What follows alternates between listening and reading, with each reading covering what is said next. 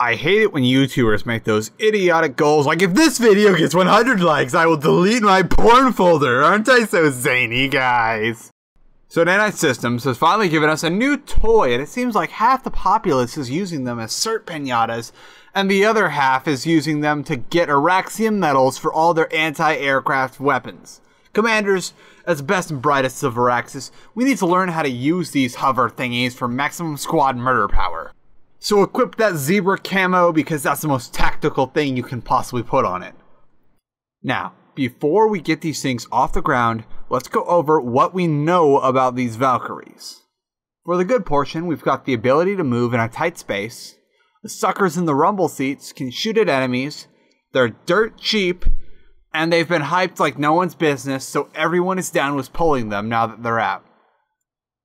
For the negative portion of the Valkyrie, we've got the fact that they're made out of glass, they're slow, and they've been hyped like no one's business, so everyone is flooding the skies with these things, so no one is pulling practical things.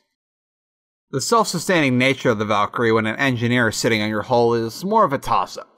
It survives for longer, but unless you've got the spawner feature, that just means less troops on the ground while everyone's sitting in the Valkyrie's rumble seats. So how about some practical applications? The scout radar utility on the Valkyrie is amazing for map awareness. When paired with the hover frame, you've got a fantastic means for keeping tabs on your squad's surroundings and an easy means to funnel experience without actually having to do anything. Nanites, man! Parking this thing right next to a Sunderer is already helping more than the average infiltrator does when it comes to the battlefield.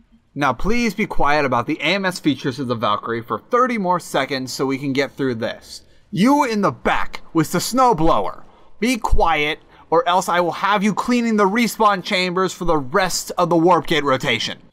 The Valkyrie scout radar is tied with the ESFs for having the longest range of detection with 200 meters. However, the ESF has to be constantly zipping around a wide area unless they're a good-for-nothing lolpotter that probably didn't bother sorting into anything other than rocket pods in the first place.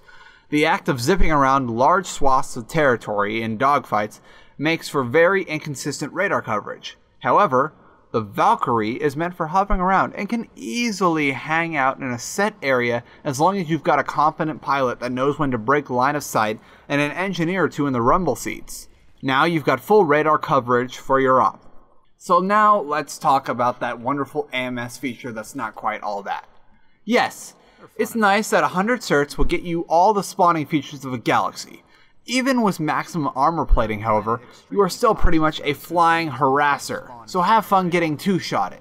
Spawning in forces effectively requires you to be directly above where the soldiers need to be, and hovering over buildings for long enough to have reinforcements take the time to spawn in, get acquainted with their area, and then jump out of your flying harasser is not a good idea because you're made out of paper mache and hype.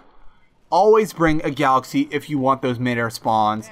And know while the AMS on Valkyries can be helpful, they are not a full replacement for galaxies in the air. If you're going to use these things as spawners, they should be always secondary spawners at best, unless you want to go and grab a fresh one every 30 seconds until your entire platoon is not even able to grab so much as a grenade from their nanite pool. As for transportation from the warp gate and other long distances, the galaxy is better on almost all counts unless you have extra members that won't fit into the 1 or 2 galaxies you have pulled to accommodate your platoon. They move at about the same speed as the galaxy, and the galaxy has a lot more hit points to soak up damage with. You're better off with the gals. Okay, let's review so we can pull one of these things and get on the hype train.